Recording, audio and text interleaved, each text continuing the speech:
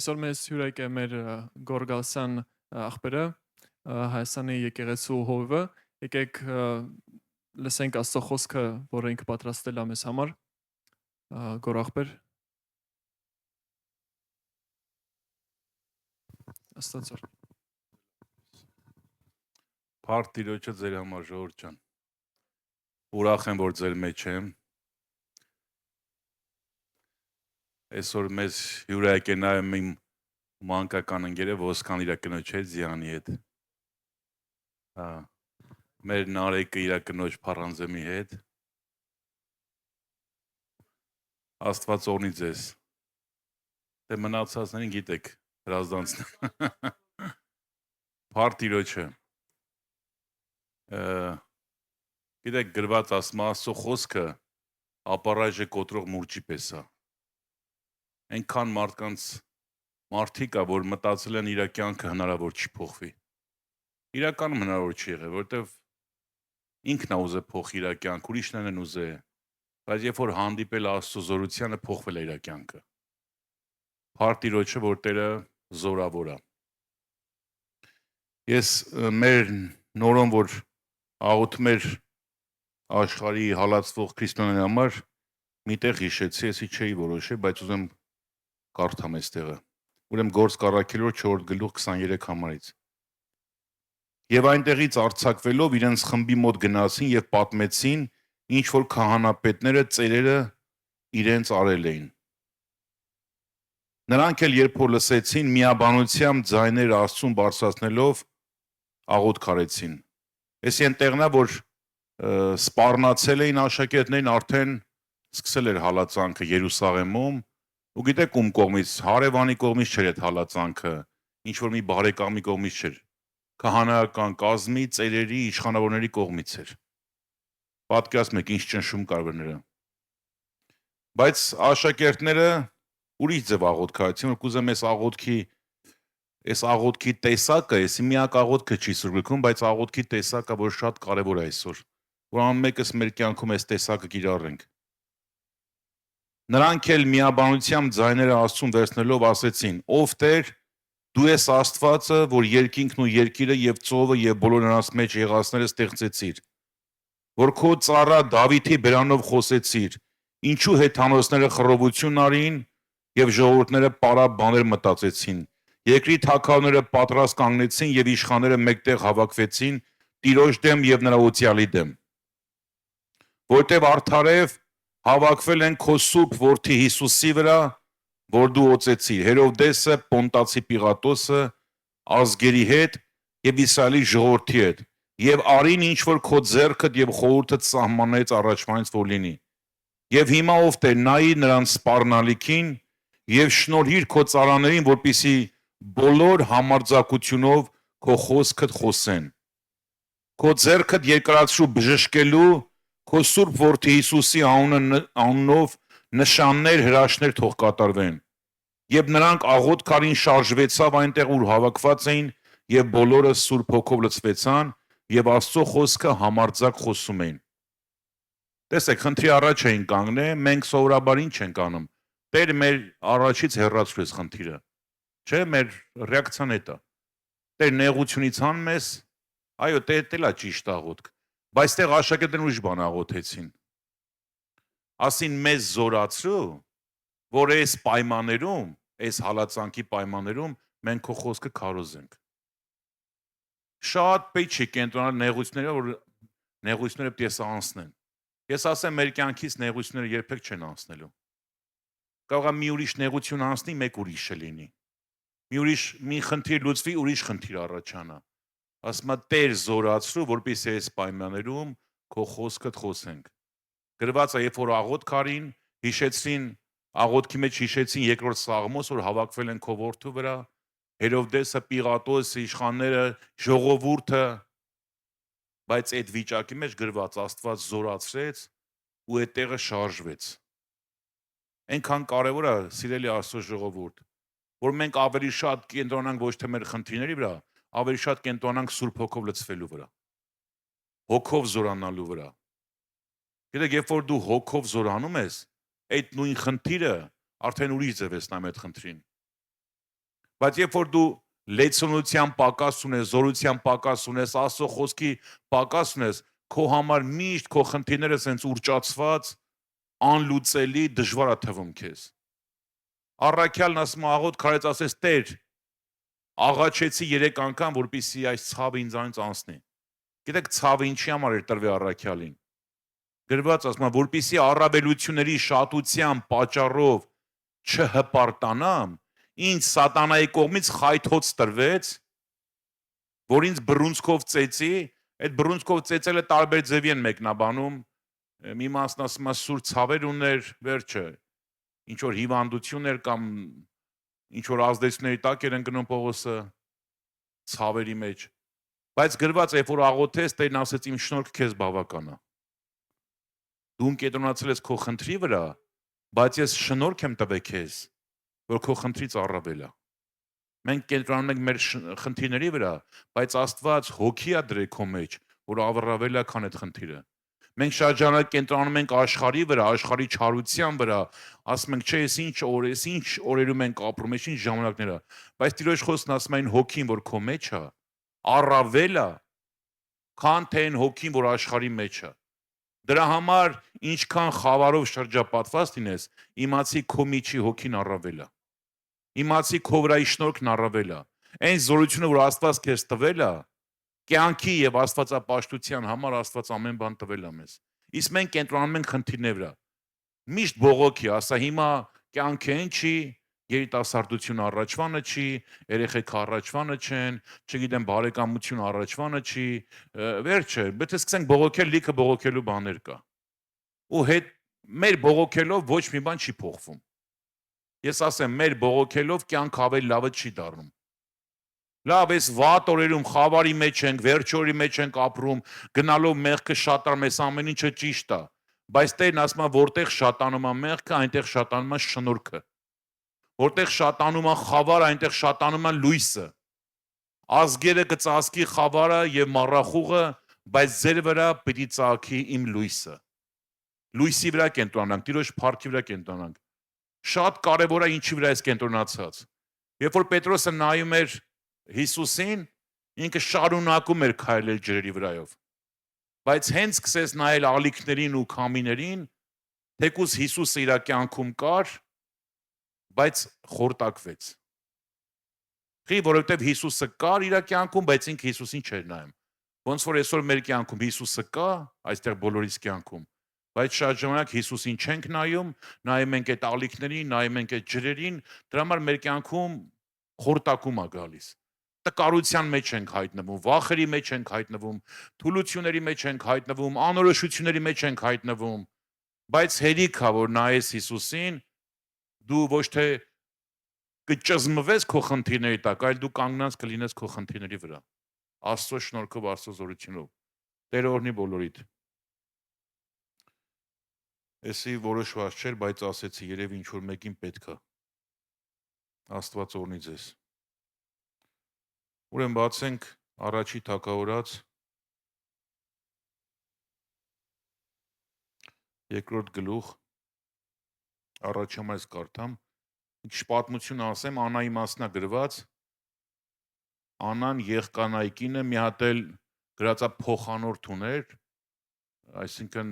երկու կին ուներ այդ մարդը, մյուսի անունը Փենանա էր, Փենանան երեխեք ուներ, Անան չուներ։ Չնայած որ իր ամուսնին իրան շատ էր սիրում, ասում էր ես քո համար 10 երեխուց լավ եմ, բայց մեկը ինքը տխուր էր, որ երեխա չուներ։ Ու գրված է, որ իրան շատ նեղացնում էին իր շրջապատում, անդադ երևի ասում էին չբերես, վերջ Աստված քո հետ չի, քո աղոթները չի լսվում։ Այնքան ժամանակ տևեց այդ վիճակը, որ մի օր Աննան եկավ լացով ողբով Աստծո առաջը։ Գրված է երկար աղոթեց, ձայնը բարձրացեց, լացեց, ու այդ աղոթքը այնքան երկարացրեց, մինչև գրված է, որ շրթունքները շարժվում էր, բայց խոսք չէր լսվում։ Հեղի քահանան տեսավ ու մտածեց, որ խմած է այս կինը։ Վերջը հանդիմանեց, չնայած որ ավելի շատ պետք իր տղերքին հանդիմաներ այդ ժամանակ, բայց Անային հանդիմանեց, ասեց, որ ես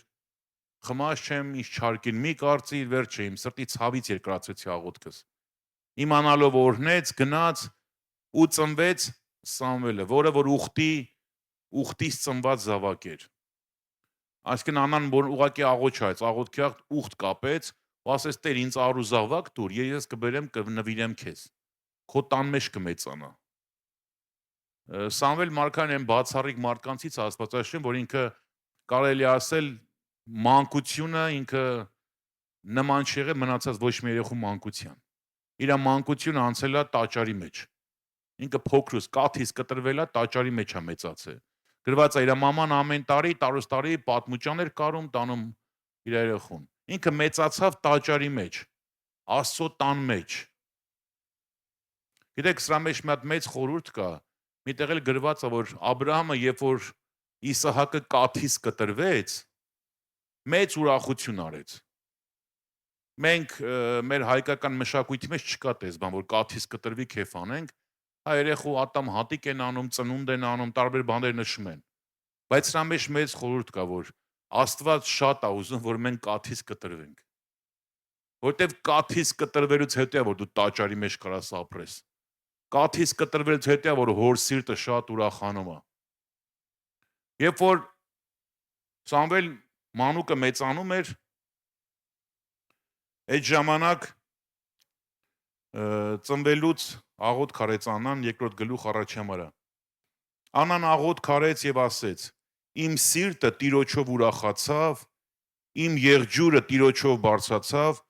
բերանս իմ թշնամիների վրա բացվածա, որովհետեւ քո փրկությունով ուրախացա։ Տեսեք, Աննան ասում է, իմ սիրտը Տիրոջով ուրախացավ։ Դեք ժողովուրդ, այսօր շատ կյանքում բաներ կա, որ կարա ուրախացնի մարդուն, բայց այնքան լավ կլինի, որ մենք Տիրոջով ուրախանանք։ Տերը լինի մեր ուրախության աղբյուրը։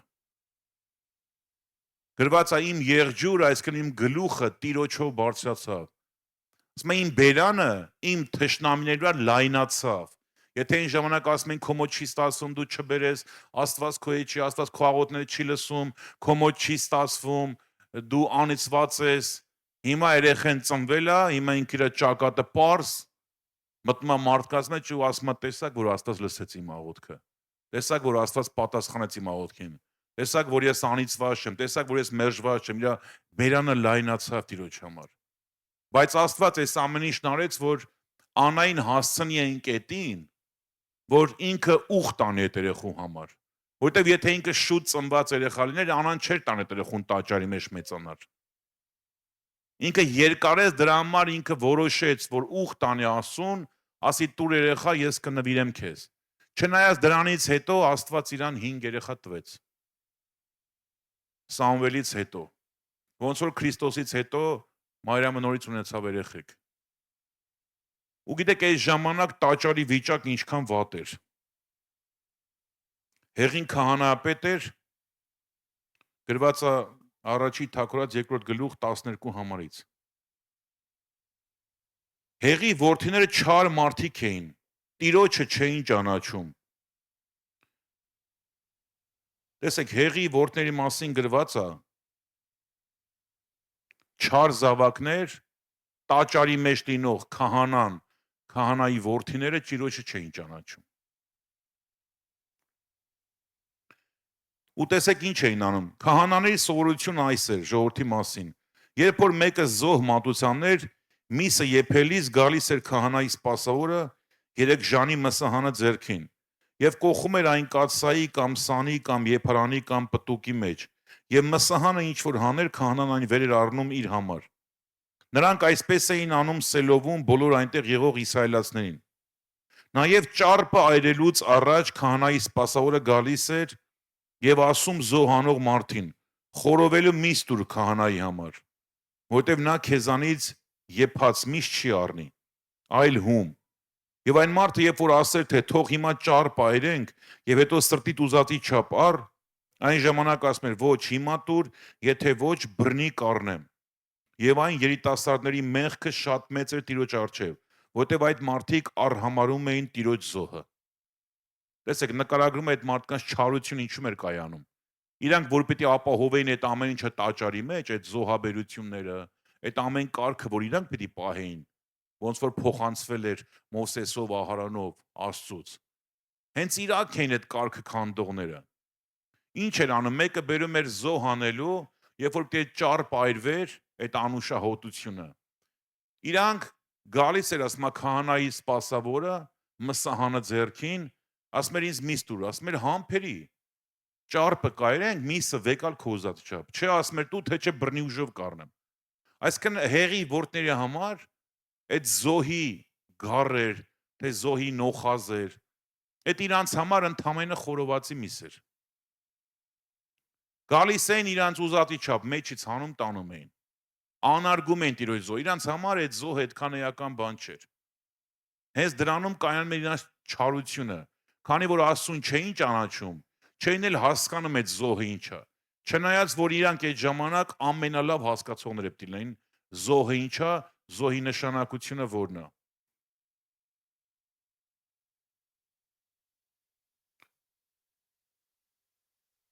Ուրեմն այստեղ շարունակության մեջ խոսում է, որ արդեն Աստված բարձրացնում էր Սամվելին այդ ընթացքում։ Տեսեք, այստեղ կա քահանայական սերունդից ծնված երեխեք, հեղին եւ իր որդները, հեղի որդները, որը գրված է 4 զավակներին, ու Աստված զուգահեռ բարձրացնում է մեկին, որ ինքը քահանայական սերունդից չի, բայց Աստվածահաճո մեկն է բարձրանում։ Գրված է, որ Սամվել մանուկը մեծանում էր եւ շնորհք ուներ Աստծո եւ մարդկանց առջև։ Նույն բաները գրված է նաեւ Հիսուսի համար։ Ու 22 համարից նորից խոսվում է հեղի որդների մասին։ Եվ հեղին շատ ծերացել էր եւ լսում էր այն ամենը, ինչ որ նրա որդներն անում էին բոլոր Իսրայելին։ Թե ինչպես նրանք ժողովքի խորանի առջև խմբերով ժողոված կանանց հետ քնում էին։ Եվ նրանց ասեց. «Ինչու համար եք անում այս բաները, որտեվ ես այս բոլոր ժողովրդի բերանից ձեր համար չար խոսքեր եմ լսում։ Չէ, որդիներս, որտեվ լավ չի այն լուրը, որ ես լսում եմ ձեր մասին։ Դուք Տիրոջ ժողովրդին մոլորեցնում եք։ Եթե մարդը մարդու դեմ մեղ գործի, նրա դատաստանն Աստված կկտրի, բայց եթե մարդը Տիրոջ դեմ մողդ գործի, նրա համար ով պիտի աղաչանք անի։ Սակայն նրանք իրանց խորու խոսքին մտիկ չէին անում, որտեվ Տեր ուզում էր նրանց մերցնել»։ Հերը գալիս է, ես կարծես առաջայացքից հանդիմանում է, խրատում է տղերքին, բայց չգիտես խի ոնց որ Տիրոջը չի բավարարում հեղի արածը, որտեվ շարունակության մեջ ասում է դու քո որդիներին ինձանից ավելի ես պատվում։ Տեսեք ժողովուրդ, որտից սկսեց այդ մեղքը բազմանալ իրանց կյանքում, ոնց սկսեց այդ մեղքի մեջ ավելի խորը գնալը, ոնց սկսեց, որ իրանք այդքան արդեն Աստծո վախը կորցրեցին, դարձան այդքան սանձարձակ, դարձան այդքան կապերն արձակած, սկսեց զոհը անարգելուց։ Գիտեք, զոհը այդ ժամանակ միակ բանն էր, որ զոհի միջոցով պիտի վերականգնվեր մարդ Աստված հարաբերությունը։ Զոհը միակ բանն էր, որ զոհի միջոցով մարդու մեղքերին թողություն է լինում, ծածկվում էր մեղքերը։ Այն ժամանակ ոնց էին անում, գառը բերում էին, գառի վրա մեղավոր մարդ, որ մեղքի որ ձեռք է դրում էր գառի վրա ու խոստովանում էր քահանայի մոտ իր մեղքերը։ Իր մեղքերը, որ իր կյանքում կային, փոխանցվում էին գառի վրա։ Ու այդ գառը, քանի որ արդեն մեղքերը փոխանցվել է գառի վրա, գառը պետք է անպայման մորթվեր։ Պիտի դառնար ինքը պատարակ, պիտի դառնար զոհ։ Ու նույն բանը արեց Տերը մեր համար, գրված է, մեր բոլորի մեղքը Աստված վերցրեց ու դրեց Քրիստոսի վրա, գառի վրա։ Հովհաննես հենց տեսավ Հիսուսին, ասեց. ահա Աստծո գառը, որ վեր է առնում աշխարհի մեղքը։ Մեր բոլորիս մեղքերը դրեց գառի վրա, դրանից հետո Քրիստոս պիտի անպայման խաչվեր։ Էլ գառը այդ վիճակով չէր կարող ապրել։ Գրված է նա, որ մեղ չուներ, Աստված մեր փոխարեն մեղք արեց։ Մեր բոլորի մեղքը դրեց գառի վրա ու գառը սպանվեց խաչի վրա։ Այս ժողովուրդը այդ զոհից գլուխ ընդհանրապես չունեին։ Ընդհանրապես գաղափար չունեին զոհը ինչ է։ Իրանց համար այդ ժամանակ այդ գառի միսը, նոխազի միսը ընդամենը իրանց համար ուրախանալու միս էր, խորովածի միս էր։ Դրա համար գնալով իրանց կյանքում մեղքը բազմապատկվում էր։ Գիտեք, մենք մարդ ենք տենում, օրինակ, որ մեղք ուներ, հետո տենում ես մի ուրիշ մեղք հայտնվեց, մի ուրիշ սխալ, ավելի խորը գնաց իր մեղքերի մեջ։ Գիտեք, դա օրենք է, որ գործում է հոգևոր։ Ինչքան Աստծուց հեռու, այնքան մեղքը շատանում է։ Ինչքան Աստծուց հեռու, այնքան խավարը շատանում է մարդու կյանքի մեջ։ Ինչքան Աստծուց հեռու, այնքան սատանայի ընտիրապետությունը ուժեղանում է մարդու վրա։ Ու այս մարդկանց կյանքում հենց էս կատարավ։ Այնքան էին Աստծո վախը կորցրել, որ արդեն իրանք բերում էին աղջիկներ տաճարի առջև, վերջը պղծություններ էին գործում ու հերը գալի հանդիմանում է։ Կարծես թե հանդիմանություն է, բայց ասում եմ լավ չի որ անում եք։ Ունդը մի բան ասում, դուք ձեր անելով ամբողջ Իսրայելին մոլորեցնում եք, որովհետև եթե ժողովուրդը նայ որ քահանան էսա, արդեն շատերին իրավունք է տրվում, շատերին իրանց համար իրավունք են վերապահում մեղ գործելու։ Շատերին որ էլ չկա էլ այդ խղճի խայթը, որ իրանց հետ պահի, չկա էլ Աստծո խոսքի վախը, որովհետև իրանց թույլատրված է այդ մեղքը գործելը։ Որ նայում ես Աստված արդեն որոշել էր մի բան, որ հեղի որդներ պիտի մեռնեն։ Ու եկավ մի ժամանակ, որ կռիվ սկսեց ու հեղի որդները գնացին պատերազմի։ Գրված է, որ երկու որդները նույն օրը մահացան, հետ եկան լուրը բերեցին, հեղին էլ տեն գավ մահացավ, Աստծո տապանակը գերի գնաց։ Ինչի համար, որովհետև զոհի հետ ճիշտ չվերաբերվեցին։ Դեք ժողովուրդ, այսօր նոր կտակարանում մենք գիտենք, որ էլ գառի զոհաբերություն չկա էլ, չգիտեմ, մեր ազգում հլը անում են, ակլորեն մատաղանում, գառեն մատաղանում, չգիտեմ։ Մենք որ ասում ենք մատաղ չենք ընդունում, ասում լուրջ հիմքերն են որ չենք ընդունում, որովհետև մեր մատաղ արդեն եղել է։ Մենք էլ ինչ պետք է անենք դրանից հետո, որ չգիտեմ, Աստծուն շնորհակալություն հայտնենք այն էլ մատաղով։ Մեր Քրիստոսը մատաղ ա եղել մեր համար։ Որ նայում ես նոր կտակարանում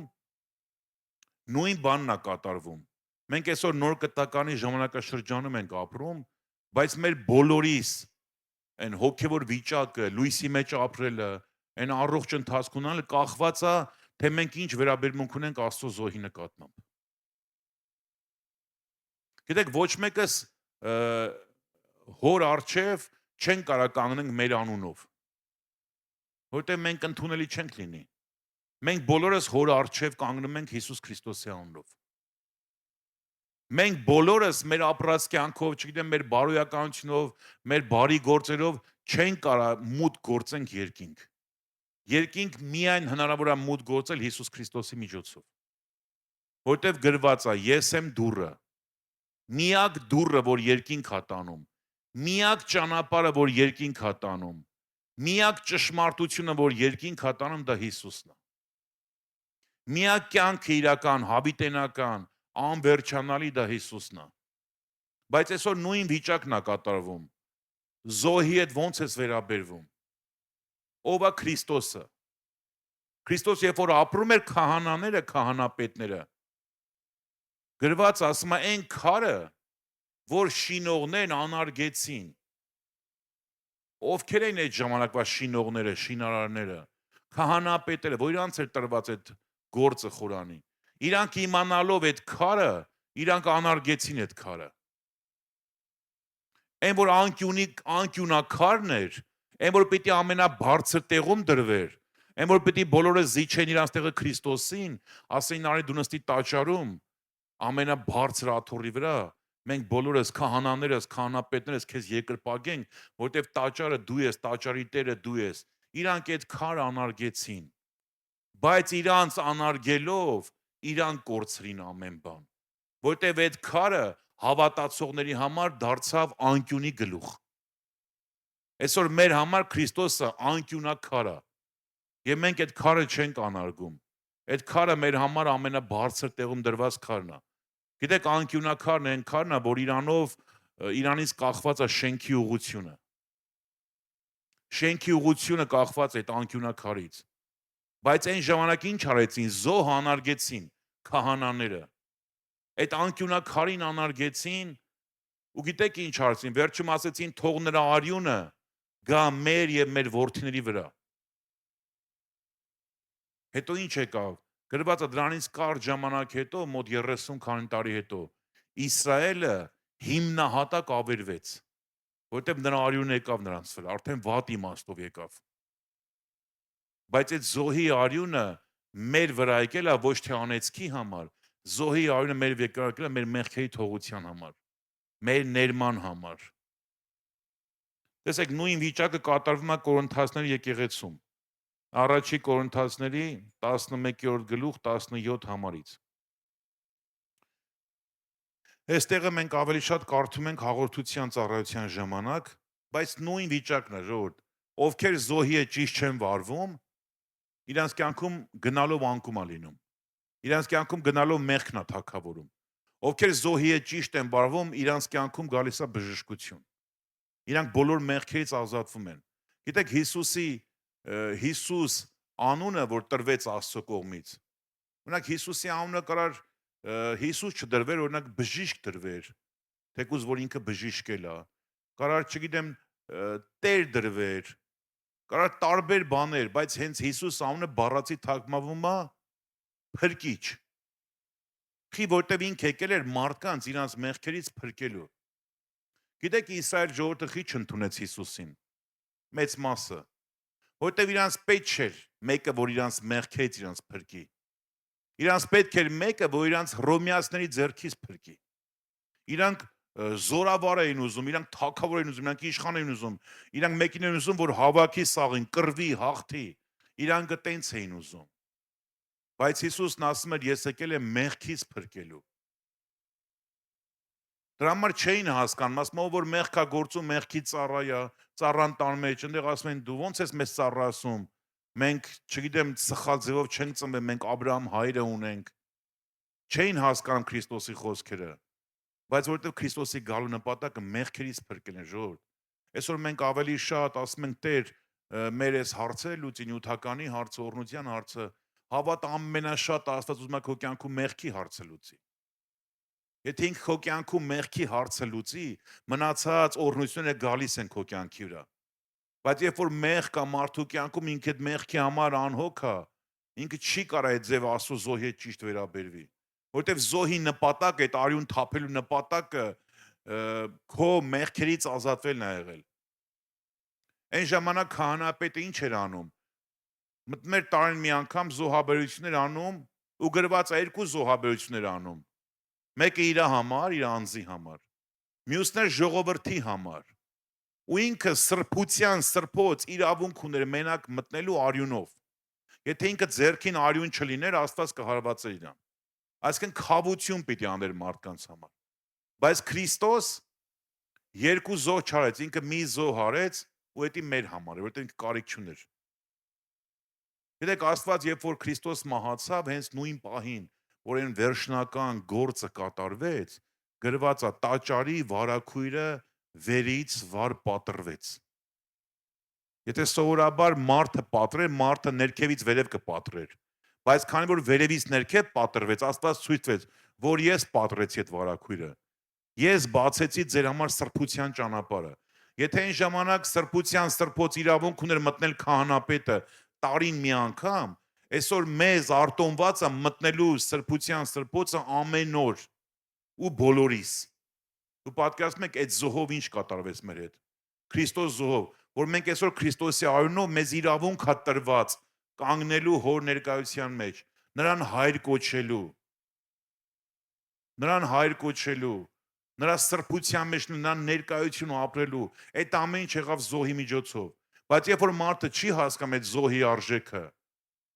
մարդու կյանքում սկսում է մեղքը թագավորել։ Տեսեք, Կորինթացների 11-րդ գլուխ 17 համարում։ Ասում է, բայց այս էլ պատվիրելով ես չեմ գովում, որ դուք ոչ թե դեպի լավագույն, այլ դեպի վատագույնն եք հավաքվում։ Որտեվ նախ եւ առաջ, երբ որ մեկտեղ եք ժողովում եկեղեցու մեջ, լսում եմ, որ բաժանումներ կան ձեր մեջ եւ մասամբ էլ հավատում եմ։ Որովհետև հերձվածներ էլ պետք է լինեն ձեր մեջ, որ ընտիր լինողները հայտնվեն։ Արդ երբ որ մեկտեղ ժողովում եք, սա տերունական ընթրիք ուտել չէ, որ ամեն մեկ առաջիդ ընթրիքն է անում ուտելու ժամանակ, մեկը սոված է, մյուսը հարբած։ Միթե տուն չունեք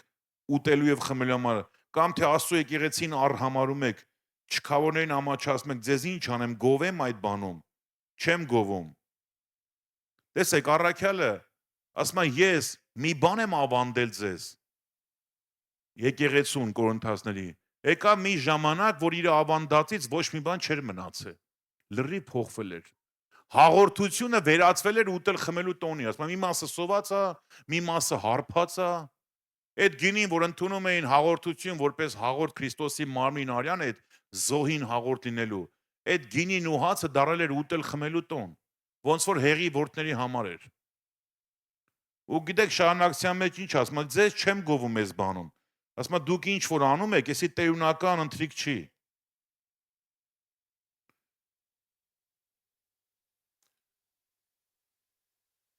Ուրեմն 23 համարը, որտեվ ես Տիրոջից ընդունեցի այն, որ ձեզ էլ ավանդեցի, որ Տեր Հիսուս այն գիշերը, որ մատնվում էր հաց առավ, գոհանալուց հետո կտրեց եւ ասեց. «Առեք երեք, այս է իմ մարմինը, որ ձեր համար կոտրվում է, այս արեք իմ հիշատակի համար»։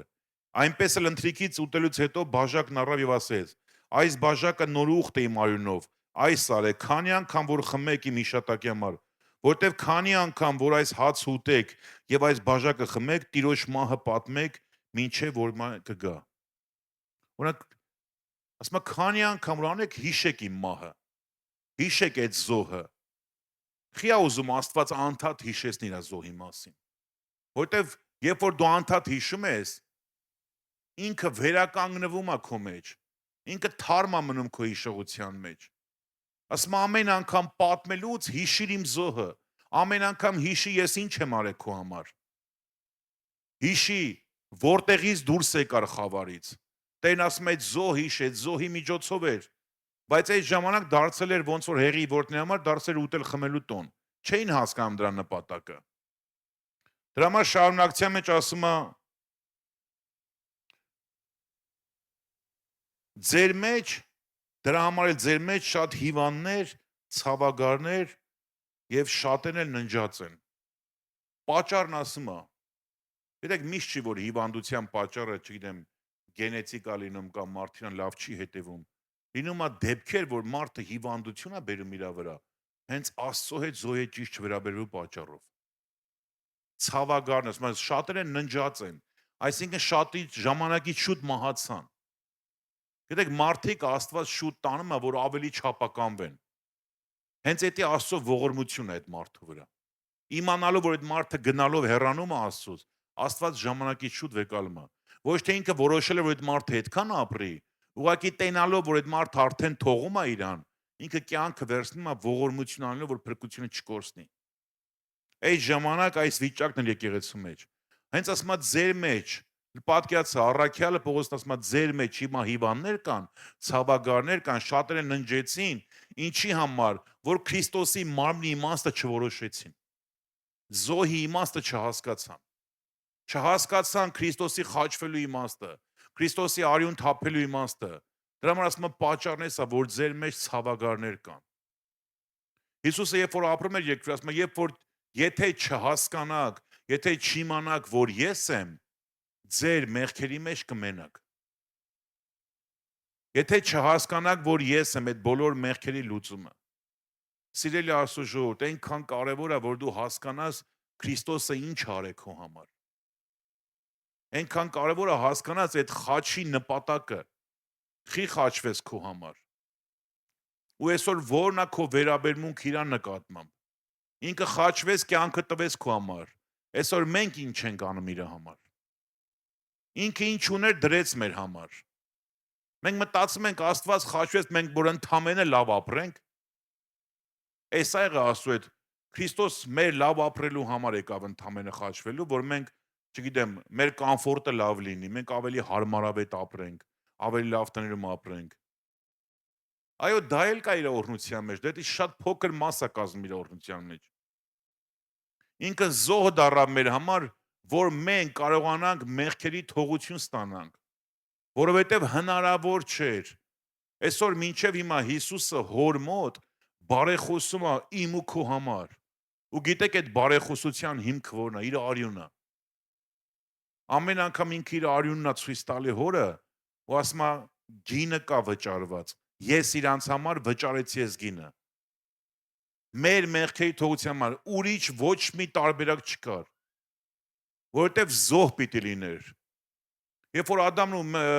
Եվան մեղ գործեցին, իրանք իրանց ծածկեցին տերևներով, հետո գրված Աստված իրանց կաշվե հանդերձներ հագցրեց։ Իրանք ժամանակավոր տերևներով էին ծածկվել, բայց Աստված իրանց հիմնական հանդերձներ տվեց։ Ոնց եղավ այդ հանդերձները։ Զոհի միջոցով։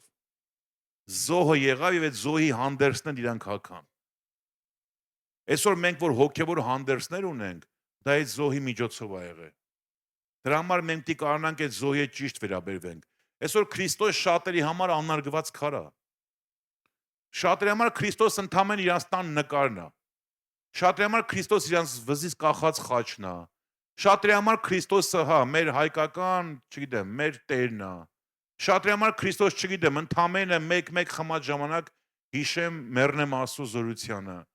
Այսօր շատերի համար Քրիստոս այնքան ցածր տեղում է։ Շատերի համար անգամ ծաղրելու առիթ է։ Շատերը, չգիտեմ, անարգում են Քրիստոսին տարբեր ձևերով, բայց մեր համար ով է ինքը։ Հիսուսը երբ որ աշակերտներին հարցնում է, ասում են մարդիկ իմ համար ինչ են ասում, ով եմ ես։ Ասում են դե ոմանք ասում են Եղիանես, ոմանք Երեմիան, ոմանք մարգարեներից մեկը։ Էդի այդքան շատ իրան չէր հետաքրքրում, բա դուք ինչ եք ասում։ Ես ով եմ ձեր համար։ Հիշում եք այդ ժամանակ որ Պետրոսը հայտնություն ստացավ երկնքից, ասեց դու Աստծո որդին ես։ Հենց այդտեղ եկավ այդ խոստում, ասեց հենց այդ վեմի վրա կշնեմ իմ եկեղեցին, այդ ճանաչողության վրա, այդ հայտնության վրա, եւ դժողքի դարպասները չեն կարող հաղթել։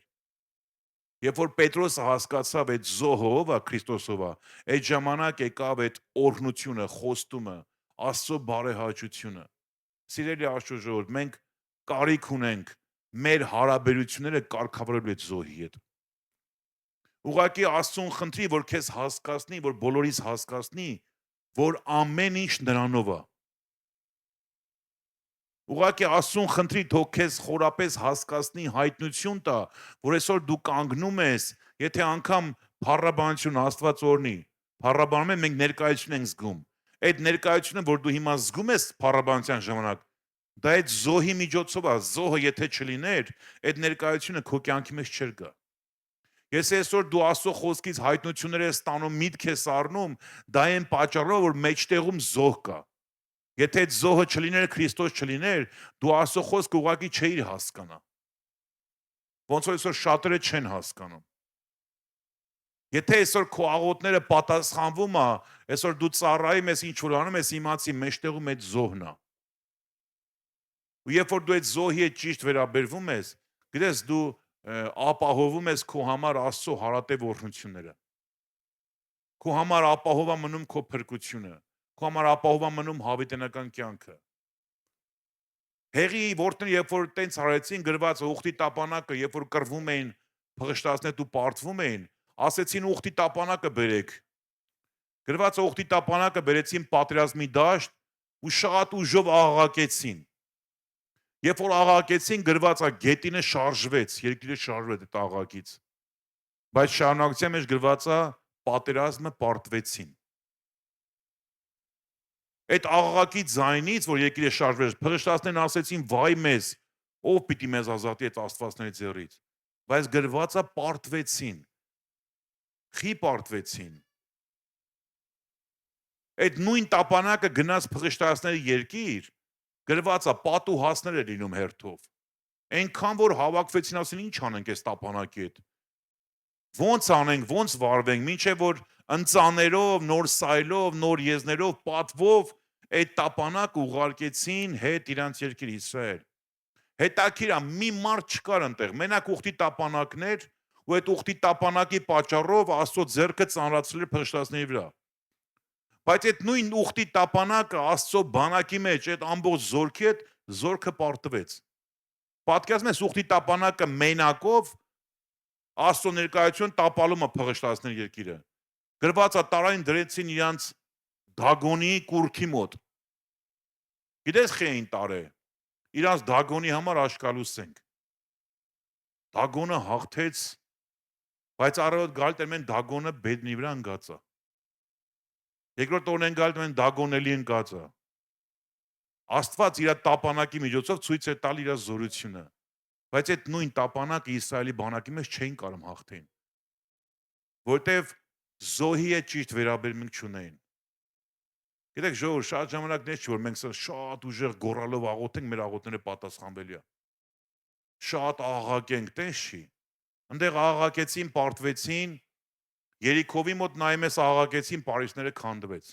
Խի այդ մի տեղը աղաղակը բանարեց, մյուս տեղը աղաղակը ոչ մի բան չարեց։ Որտեվ ընդեի աղաղակը Աստծո հրամանով աղաղակ էր։ Այն մյուս տեղի աղաղակը առանց Աստծո աղաղակ էր։ Ավելի շատ կարելի ասել ղալմաղալ էր, շուխուր էր, որտեղ որ Աստված չկա։ Բայց որտեղ որ Աստված կա, այդ աղաղակի մեջ զորություն կա։ Որտեղ որ Աստված կա, այդ աղոթների մեջ զորություն կա։ Այնքան կարևոր է հասկանալ, Եսայա 22 գլխում գրված է, եւ Աստված մի բևեր կդնի, եւ այդ բևերից պիտի կախվեն Աստծո տան բոլոր պատվական անոթները։ Գիտեք, այդ բևերը Հիսուս Քրիստոսն է։ Ու դրանից է կախված Աստծո տան բոլոր պատվական անոթները։ Այդ բևերն է, որ պահում է բոլորին։ Իրանից է կախված ամեն բան։ Այնքան կարիք է ժողովուրդ, որ մենք խնդրենք Աստծուց մեզ հասկացնի հայտնապես ով է Քրիստոս մեր համար։ Գիտեք, երբ որ ես էլ ասեմ ու վերջացնեմ, երբ որ Մովսեսը հանդիպեց Աստծուն, ասեց գնամ, լավ գնամ, բա որ ասեն քեզ ով ուղարկի, ինչ ասեմ։ Ուտե Մովսեսը սպասում էր, որ Աստված ինչ որ մի հատ անուն կասի։ Ասում էր գնա, ասա էմնա ուղարկե։ Որը նշանակում է ես եմ, որ եմ։ Գիտեք, Աստծուն հնարավոր չի ինչ որ ձևով անուն տալ։ Մի հատ անուն ասես, որ իրան ամբողջությամբ նկարագրի։ Եթե ասենք Աստված ամենակարող է, ճիշտ է, բայց քիչ է։ Եթե ասենք Աստված ամենագետ է, ճիշտ է, բայց քիչ է։ Եթե ասենք Աստված ամենուր է, ճիշտ է, բայց քիչ է։ Դրա համար ասում է գնա ասա էմնա, ես եմ, որ եմ։ Այդ դա է աստվածաճանաչողությունը, երբ որ գալիս է մի կետ քո հոգևոր կյանքում, արդեն հասկանում ես ամեն բան է նրանով, ոչ թե ինչ որ բաներ։ Ոնց որ առաքյալն էր ասում, նրանով ենք շնչում, այ հիմա որ դու շնչում ես, նրանով ես շնչում։ Նրանով ենք շարժվում, որ դու շարժվում ես ուղղակի, այ դու նրանով ես շարժում, եւ նրանով կանք։ Նա է կյանք եւ շունչ եւ ամեն բան տվողը։ Երանի Աստված բոլորիս հասցնի այդտեղը, երկնքում չէ, երկրի վրա։ Որ մենք ասենք Տեր, դու ամեն բան ես իմ համար։ Որ դու արդեն ես հասկացել եմ, որ դու ես ամեն բանի մեջ։ Ես հասկացել եմ, որ երկինքը բացված է քո պատճառով։ Որ ես հոր մոտ ընդունված եմ քո պատճառով։ Որ իմ ծառայությունները հաջողվում են քո պատճառով, որ ես օրհնված եմ քո պատճառով, որ այսօր ես շրջապատած եմ սենց լավ մարդկանցով, աստվածապաշտ մարդկանցով։ Այսօր շատ մարդիկ կան, սենց շրջապատ չունեն ժողովուրդ։ Այնքան մարդիկ կան շրջապատված են նարկոմաներով, մարդիկ կան շրջապատված են հանցագործներով, մարդիկ կան շրջապատված են հարբացողներով, անառակներով, տարբեր տեսակի մարդկանցով, բայց այսօր դու շրջապատված ես աստվածապաշտներով։ Ու դա նրա պատճառով է։ Դրա համար լավ կլինի, որ մենք զոհի հետ ճիշտ վերաբերվենք։ Իրան նպատակը այդ, որ արյուն ու գինի խմում էին, գրված է օրհնության բաժակը։ Ու այդ գինու նպատակը, արյանը, հացի նպատակը օրհնություն բերեն էր մարդկանց կյանքի մեջ։ Բայց խի այդ օրհնությունը ոմանց համար անեծք էր դարել։ Իմացի Քրիստոսի զոհը քո համար դատապարտելու համար չի, քեզ օրհնելու համար է, քեզ Աստծուն մոտեցնելու համար է։ Ամեն։ Տեր օրհնի ձեզ, եկեք աղոթ քանենք։ Փառք քեզ, Տեր իմ Աստված, շնորհակալ ենք քեզանից, Տեր։ Աստված մեր բարի, փառք քեզ։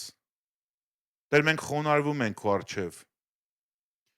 Եվ խնդրում ենք, ինչպես որ քո աշակերտների մտքերը բացեցիր, եւ նրանք գրվածները հասկացան, Տեր, այնպես մեր ամեն մեկիս միտքը բաց,